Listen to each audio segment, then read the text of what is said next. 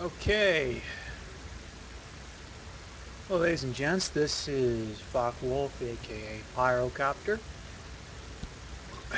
and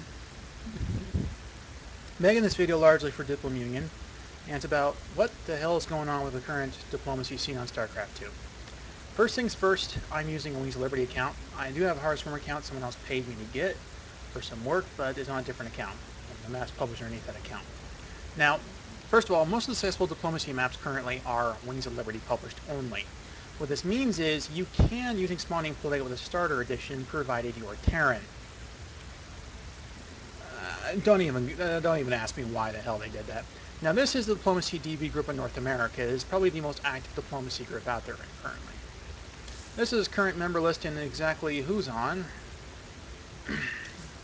Many people are not exactly diplomacy members anymore, but you can pretty much join all the groups you want. There's a difference between groups and clans. So, it's nice about, first of all, there's the diplomacy thing. There's the news.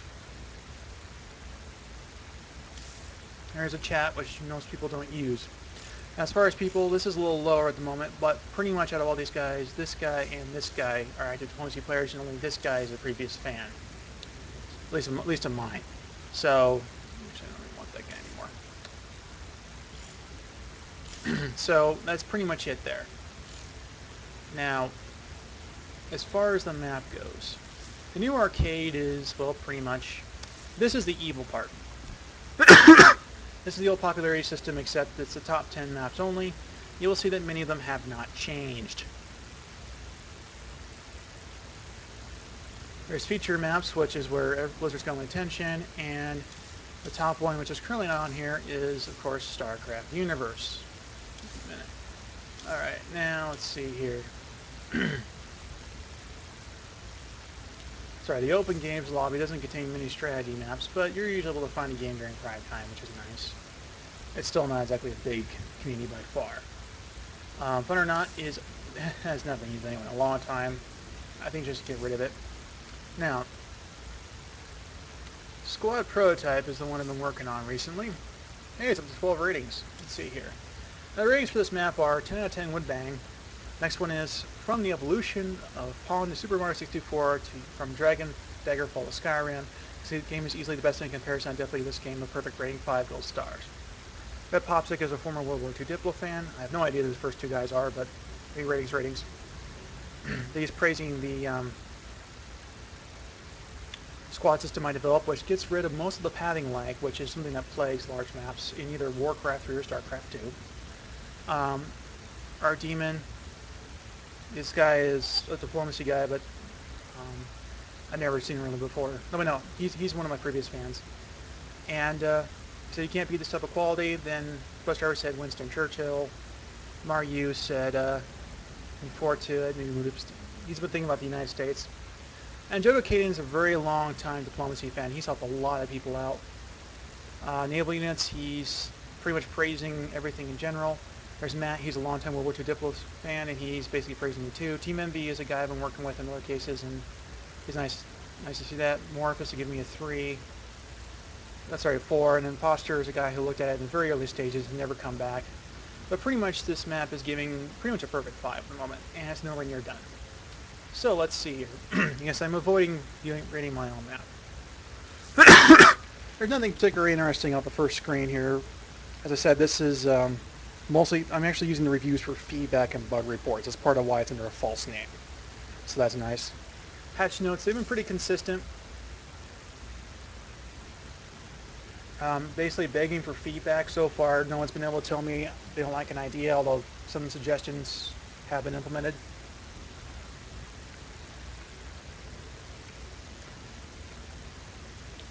So that's nice to see. No particular overview here. So let's go in the game and see what's about it. Sorry, I am eating at the moment.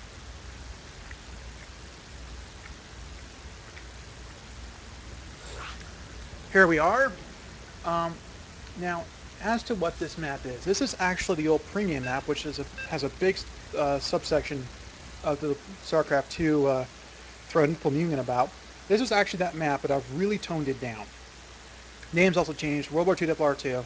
I'm not sure it's the final one, but hey, I really like the Vote Super R2 part. It's my best loading screen to date.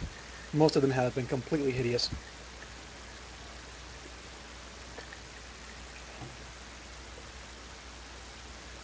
Now, there's a lot of stuff in this map already. Right now, only text implemented is the British tech and still lacking structures.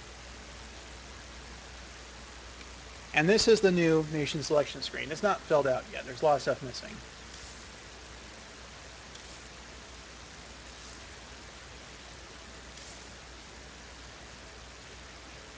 Now, these two bottom here are optional. They're only going to be here if you have more than 5 players. These 5 here are the ones required. Now, you're asking, where is the United States? Well, in my thinking, if France or Great Britain had not fallen, the United States would not have entered the war. So unless Germany takes them out, there'll be no U.S. If France gets taken, then it gets the United States tech. I think I might do something about British as well. But if they don't fall, then the United States really won't feel the need to enter the war. Because you have to remember, Roosevelt did deliberately provoke the Japanese, which kind of started that war. It was this oil cutoff that made it inevitable.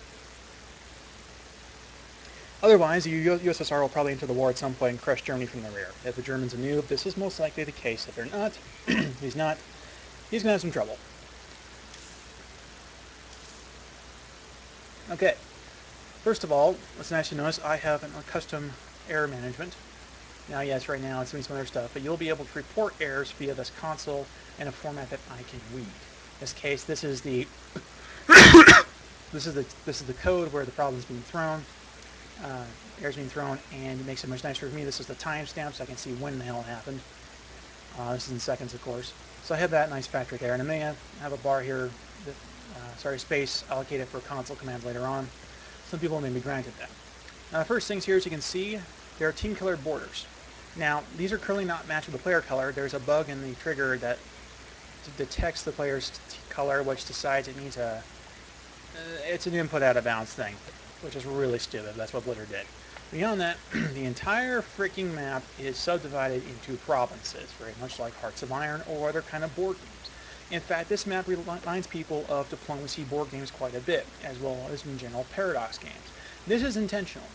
I am focusing more on just the pure grand strategy aspect, not caring so much about tactics.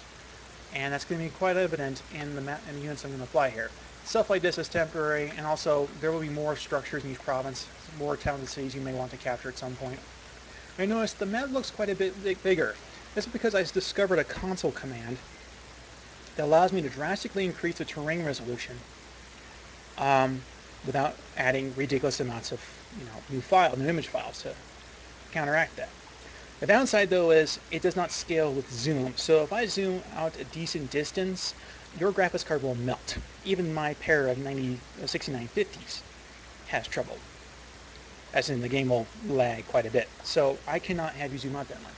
Now, I am planning a little bit of a bigger zoom out and a little bit reduction in terrain resolution, but that's about as far as I can go and still maintain the size of the map, the visual size of the map. However, I do have a workaround. So let's go into that workaround first. Up here, or you press the M key, is this. This is largely my workaround. As you can see there, the province outlines correspond to, well, the lines drawn on the map itself. So all of a sudden, you're now able to go to the map key and see. Now this has, who owns what. This has a number of advantages. First of all, I can visually display objectives on this map instead of the tiny little mini map in the lower left-hand side, and people can know exactly where they need to go to trigger various events, see who is taking what, and possibly espionage things like possible true concentration here, stuff like that. It has a lot of benefits inherent in it. So as you can see, rather a big deal here. And also shows true pathing. This here is actually appears to be water, but it's actually raw pathing, so you can see where you can go and where you cannot. So that's a pretty big deal here. And as you can see, Germany is 1940. The start date for this map is 1940. That way, I can make sure that most people are at war initially. As I said, I do not want the United States waiting around forever. So if France falls, he gets the U.S. tech. All right. Now, let's go over one thing, and I'll show you the production system. Let's go over the production system, and I'll show you how the trigger modifiers work. This is the production system. It amounts to 5 interconnected sliders. This was a massive pain in the code. But what it allows you to do is these 5 sliders control the income points for these 4 basic techs. So, now here's the way that works. Even if you max out, besides this one right here, if you max out, or this one here, if you max out, say, this slider, it's not going to completely reduce the income of most of the others to 0. You're going to get a little bit here and there because actually the net income, point income, is multiplied by the total amount. So in this case, it's out of 1,000. And however, it's 150% of that income per slider. So 150% of light weapons gets applied to the various things around here. 100% goes to infantry, but there's another 50% allocated to other things like tanks and aircraft. Usually it's 2 others reduced and 50% to the main stuff. As you can see, there's a little bit of overlap. This is based upon mostly unit tech. Sorry, weapon type and frames and stuff like that. And you can press a button and purchase a unit. It shows up in any town or city or other relevant production structure that you own.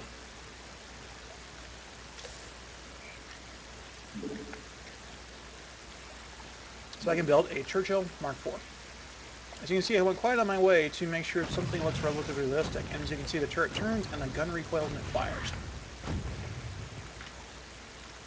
No balancing currently, though. Do not expect balancing. I'll be pissed if you expect it.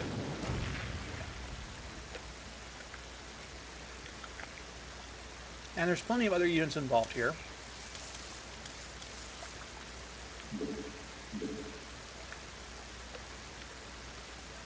Cromwell, Commonwealth Infantry, this is a squad thing, remember? And the Royal Engineers. There's the Imperial Infantry. So this is pretty much your collection of raw ground units here. Now, does that mean you can just spam tanks and win? Well, no. This one has a 17-pounder, and although its stats are currently wrong, it will end up hurting quite a bit. This tank here is not designed to fight any armor. It's mostly to exploit breakthroughs. British are largely defensive. They're weak against armor, but man, they can not only build fortifications, they can crush fortifications. Every race is going to get a flamethrower of some kind, but only the British get a tank, so you can use this to pretty much break any beachhead you want. About beachheads, they're kind of marked here, although not fully marked yet. You can only land on these things. You'll be able to fortify a region around the beach, so you can it actually becomes cost efficient to fortify areas. A lot of this game is going to be about placing fortifications. I'm not sure about mobile anti-aircraft yet, but things like artillery, any real form of artillery and stuff like that, you're actually building fortifications for those. They might be deployable in the future, like you'll be able to build it with an engineer and deploy it later on. Also, other structures are involved with that. Economy, I'm pretty much going to deal with as an aspect of the city itself, like upgrades and stuff like that. I am not going to focus on other aspects. You can see here when I purchased the unit here, it also removed it from here, so you're able to purchase units as need be, basically like pieces in a board game, and do things with them. So this is currently the land unit selection currently. And about the ships. Well, first things first, here is the new destroyer. This is not custom model like I want it to be, it's just hybrid, but still I think it's pretty cool. And then there's the King George V class battleship. Now, yes, it's a little off scale at the moment. I'm planning to rescale it, but there's a difference between adding content, polishing, and getting core game mechanics working. I got a class starting soon, so I need to focus on getting the core game mechanics. Thereby, I can polish that content at leisure. As you can see here, the turrets do rotate too far. So now recoil and hurt. Once again, no balancing.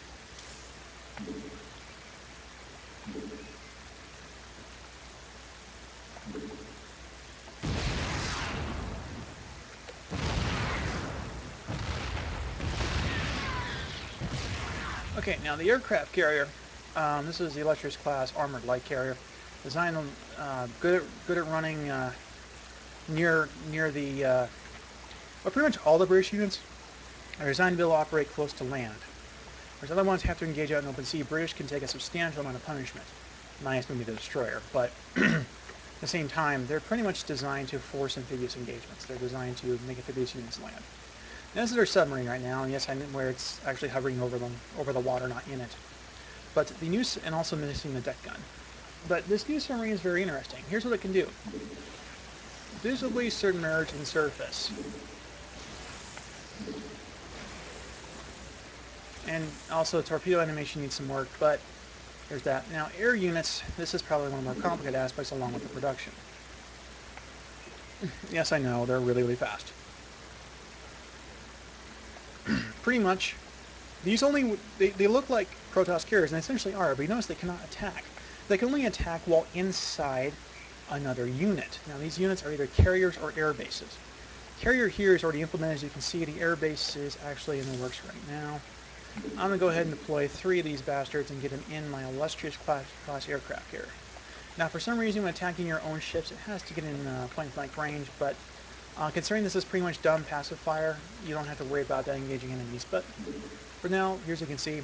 Now yes, it is rather bugged in some regards, but it works. And as you can see now, the air units themselves are in wings. This also helps reduce pathfinding cost, and is a very nice feature. Also, this is essentially workaround. I know it's not perfect and it looks rather clumsy, but the thing about it is, I cannot get multiple air groups to fire to be launched from the same aircraft carrier, from the same unit. It has to do with Blizzard's magazine mechanics. And I talked to them about it, and they said they might implement a future patch, but that pretty much says soon TM, which means it's never going to happen. So what I've done is I made it so I can load it in the carrier. Now you may notice the aircraft die. Well, the aircraft are pretty much, they take energy to build, so it's not like you're going to lose any money on them. The gig is, if I try to have them return, they will just follow the carrier around. They cannot actually return to the loaded unit. They can only return to the unit that's loaded into. However, they can launch from the loaded unit, which is not making any sense to me, but I'm going to fight it. Also, there's other glitches here that I do not have any freaking clue what's going on. Like this one here, but it's working still, and I'm going to focus on other aspects. Now, as far as the triggered events go, I'm going to need to go take a few places.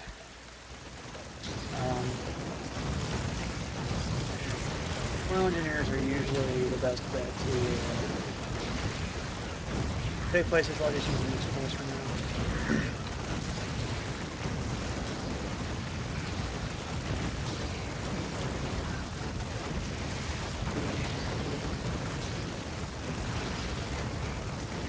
Now, I know the province lineup is not exactly correct at the moment. I'm getting that fixed, but take a little bit of time. As you can see, the borders color here changes when you take it, and so does it on the map.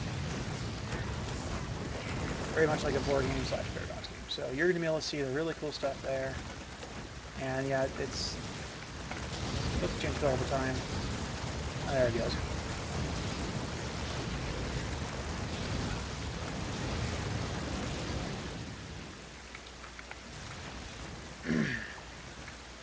Now, let's get this combat out of the way, and then now you can go over water from the beachheads, but you cannot go across rivers. You must use the bridgeheads. This is to avoid potential gameplay breaking issues.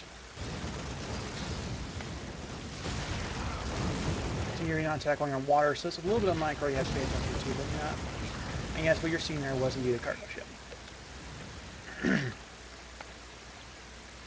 So this is my new amphibious transport. It's a cargo ship, and I think it looks a little bit better than the previous one I had, which was an upside-down Hercules. And, pretty much be able to manage your units in more compact groups, less micromanagement, more just pure strategy. More about where you hit your opponent, not how you use, well, not how you hit your opponent, as how you micro your units. So there's a nice factor to implement like in that. This should be the last province I'll name this one. Okay, there we go. So what's happening here is France has been taken over by an AI, and yes, I'm aware the province is a little screwed up. I have fixed that in my own version. Partially fixed, I should say. But France is given the AI units, and at this point, the French player would be instantly transformed into the United States. AIs are supposed to be able to replace any player in the game. I'm going to have to implement that so people can play single player if they want to, but that's pretty much the extent of it.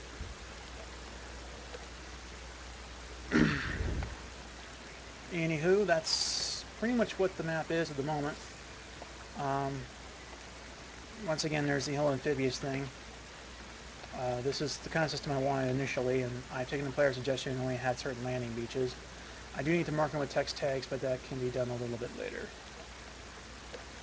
Beyond that, it's pretty similar to World War II Diplo in many ways, just overall improved and stuff like that.